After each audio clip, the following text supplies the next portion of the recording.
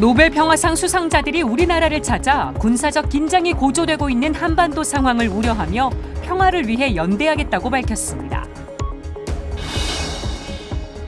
우리나라의 기후변화 대응 지수가 63개국 중 60위를 기록했습니다. 기후 악당이라는 비판 속에 적극적인 대응이 필요하다는 지적입니다. 한마음 한몸 운동본부가 선천성 백색증으로 어려움을 겪고 있는 탄자니아의 알비노 아이들을 지원하는 캠페인을 전개합니다. 서울대교구가 23일부터 25일까지 명동대성당 일대에서 성탄 축제 명동 겨울을 밝히다를 개최합니다. 행사를 통해 모인 기부금은 소외된 이웃을 위해 사용됩니다.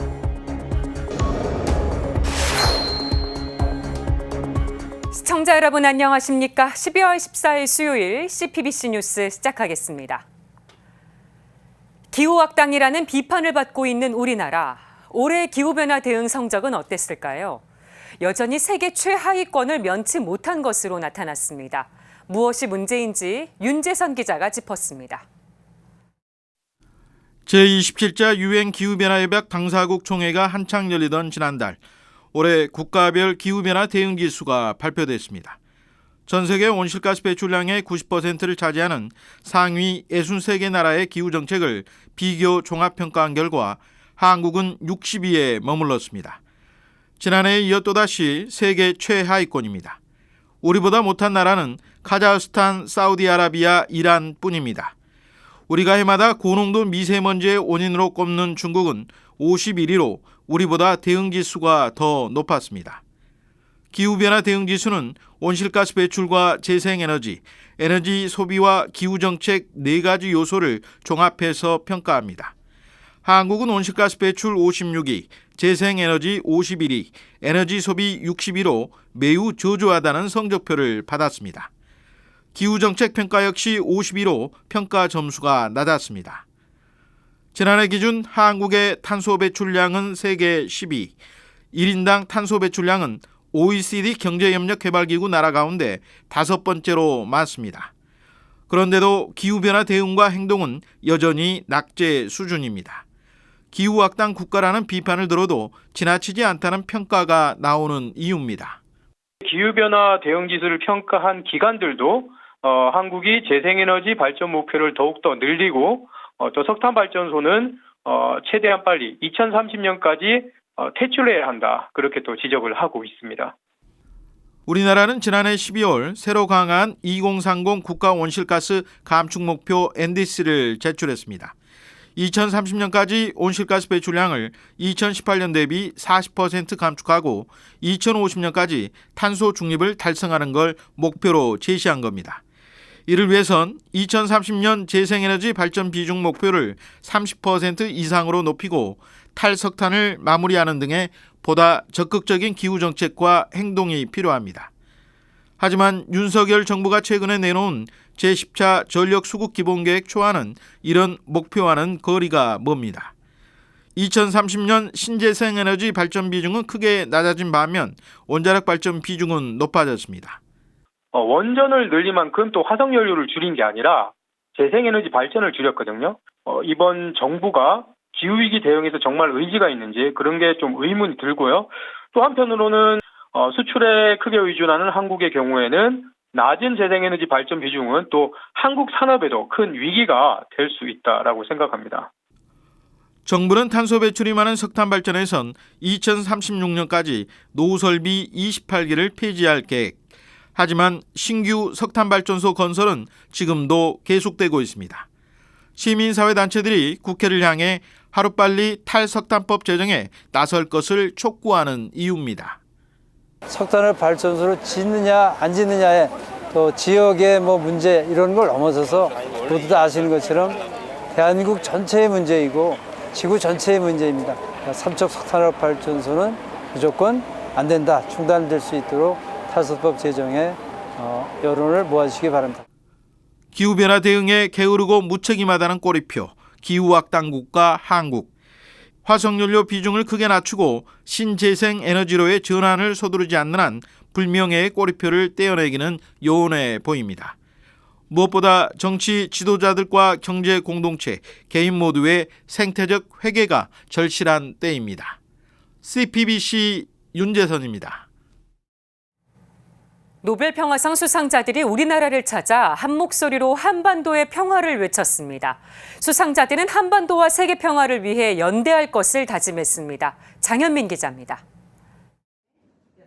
한국을 찾은 노벨 평화상 수상단체 대표들과 시민단체 회원들이 함께 피켓 시위를 벌이고 있습니다. 언어는 다르지만 한반도와 세계의 평화를 바라는 마음은 모두 같습니다. 평화는 인간과 모든 생명들이 자신의 모습 그대로 살아갈 세상을 만드는 최선의 길이고 천부적인 원칙이라는 것을 우리는 믿습니다. 한반도 종전평화 캠페인은 한국을 찾은 노벨 평화상 수상단체 대표들과 시민들의 공동 기자회견을 열었습니다. 한반도 종전평화 캠페인은 한반도의 평화 구축을 목표로 천주교를 비롯한 7대 종단과 시민단체가 함께 만든 연대기구입니다. 이날 기자회견은 각각 2015년과 2017년 노벨 평화상을 수상한 튀니지 국민 4자 대화기구의 위데드 보차마이오 씨와 핵무기 폐기 국제운동기구의 이라헬 펀드 대표가 함께했습니다. 또 1985년 노벨 평화상을 수상한 핵전쟁 방지 국제의사회의 루스 미첼 대표도 참석해 한반도의 평화를 기원했습니다. 참석자들은 한 목소리로 한반도에서 군사적 긴장이 고조되고 있는 상황에 우려를 표했습니다. 특히 한반도 내에 핵 위험이 증가하고 있는 현실을 지적했습니다. 이라엘 펀드 대표는 핵무기는 생명에 대한 가장 큰 위협이라며 모두가 협력해야 위기를 극복할 수 있다고 강조했습니다. And we have to understand the enormous threat to our entire human family that these weapons pose. And therefore the threat of any major war poses. 또 루스 미첼 대표는 아직도 세계 곳곳에서 전쟁이 인류의 생명을 위협하고 있다며 한반도의 평화를 위해 우리도 함께할 것이라고 말했습니다. And we know that what is facing us now is an even greater threat, and it is a threat for the Korean people and a threat for all of humanity. And so we join with you in calling for peace in Korea and for an end to the escalation, the threats of war and the threats of use of nuclear weapons. 아울러 위데드 보차마이오 튀니지 국민 4자 대화기구 설립자는 각각의 작은 걸음이 큰 변화를 만들어갈 것이라며 연대의 뜻을 밝혔습니다. 이번 기자회견은 강원도에서 열린 제18회 노벨 평화상 월드 서밋 참석자 한국을 찾은 평화상 수상단체 대표들이 한반도의 평화를 염원하는 마음을 전하기 위해 마련됐습니다. CPBC 장현민입니다. 아프리카인이지만 백색증을 갖고 태어나 피부와 머리카락이 하얀 아이들이 있습니다. 아이들은 사회적 차별에다 신체적 위협까지 감내하며 이중고를 겪고 있는데요. 한마음 한몸 운동본부가 탄자니아의 백색증 완화를 지원하는 캠페인을 전개합니다. 앵커 리포트로 전해드립니다. 카불라는 12살 때 오른쪽 팔을 잃었습니다. 백색증을 앓고 있는 알비노의 신체를 가지고 있으면 행운이 온다는 미신 때문에 낯선 이들이 집에 들어와 팔을 절단해 간 것입니다. 자유로운 외출도 일상적인 생활도 어려운 알비노 아이들. 알비노라는 이유로 태어날 때부터 가족에게 버림받은 경우도 있습니다.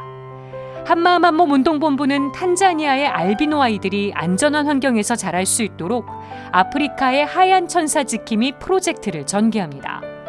탄자니아를 지원 대상으로 삼은 건 아프리카에서도 알비노 출생률이 높은 국가이기 때문입니다.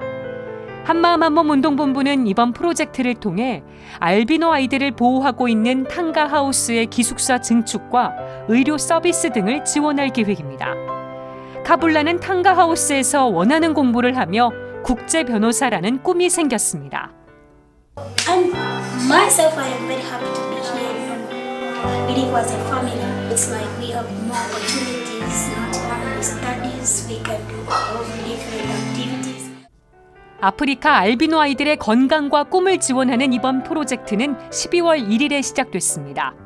참여를 원하면 한마음 한몸 운동본부 홈페이지에서 후원 버튼을 누르고 원하는 액수를 클릭하거나 입력하면 됩니다.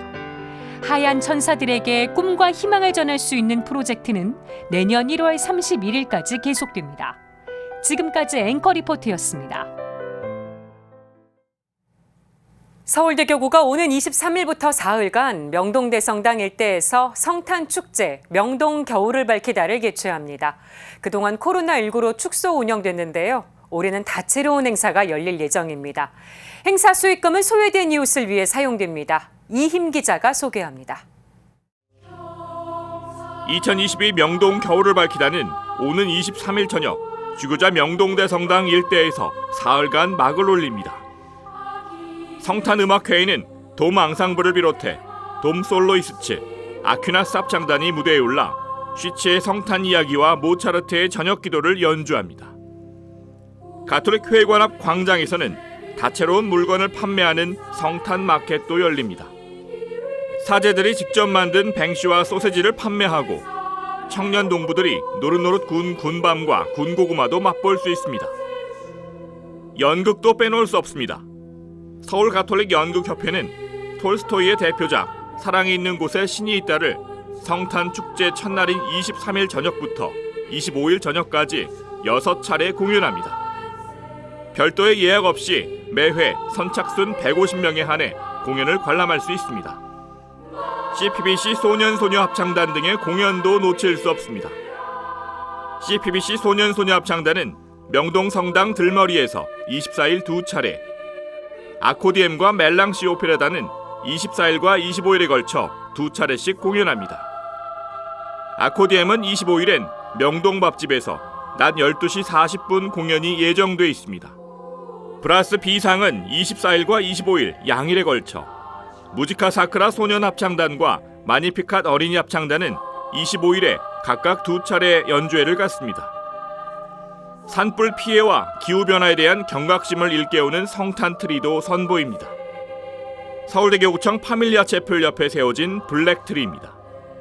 블랙트리는 강원도 산불 피해로 까맣게 타버린 나무로 만든 크리스마스 트리입니다. LED 장미 정원과 블랙트리는 주님 공연 대축일인 내년 1월 8일까지 감상할 수 있습니다.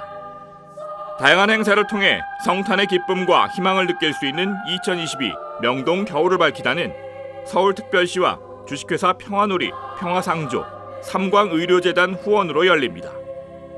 CPBC 이힘입니다. 이상으로 CPBC 뉴스를 마칩니다. 시청해주신 여러분 고맙습니다.